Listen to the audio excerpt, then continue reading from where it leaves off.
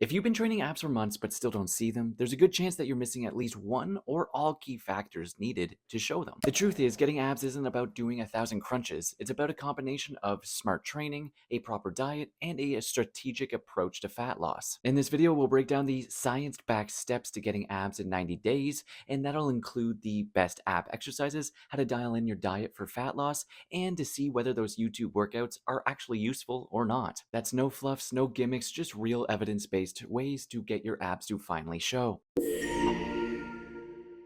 Hey, welcome back to the channel. If you're new here, be sure to subscribe and join the newsletter in the description below where we talk about anything fitness every Friday. The truth about abs is there's a ton of bad information out there. These videos will get millions of views by giving people false hope and thinking that they can get abs tomorrow if they just watch their video and do their workout. And don't get me wrong, I made the same mistakes, and as a teenager I was trying to get jacked to look good on the beach. It didn't end up giving me any confidence to make any moves on the girls there, but boy did it ever make me feel like I was the most wanted after completing my 10-minute workout on the Nike app. But realistically, the workout was just a small factor into why I had abs. The real reason, or the main reason, was because I was simply just a lean kid. And this is why I want you to watch this video, because we've lost sight of what the real solutions are to our problems because we're blinded by the quick fixes that prey on our impatience. And the truth is, getting abs is just about consistency, progressive overload, and a proper nutrition plan. We seem to know this for any other muscle on our body, but we hesitate to apply this to when it comes to our abs. So how do we know what the right exercises are if all these other YouTube workouts aren't cutting it?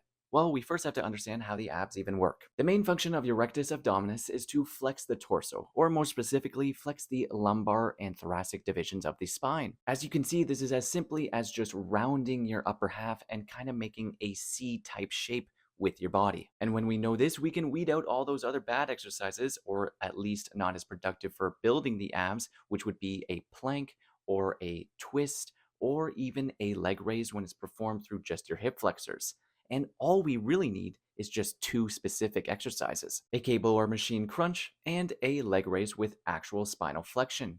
With a cable crunch, we can definitely load the abs in a great way because it is on a cable. Just make sure that you're not swinging your arms to move the weight or just moving through your hips. We want to be making sure that we're actually rounding the spine. If you don't have access to either one of these, you can easily do a typical crunch with a weighted dumbbell or plate, or you could do a decline sit-up where you can now hold a weight or dumbbell as well. Leg raises are great because they slightly bias the lower half of the abs. They are slightly harder to progressively overload week by week, but you could try adding some ankle weights or manage to hold a dumbbell with your feet. But I typically program these after my cable crunches because my abs have accumulated some fatigue, so it's a little bit easier to go to failure with some lighter weight after doing the cable crunches. So we know how to grow our abs, which is great because then they'll be a little bit more visible at slightly higher body fat percentages, but we still probably will need to lean out a bit. So how do we do that? And this is where cardio and a calorie deficit comes into play.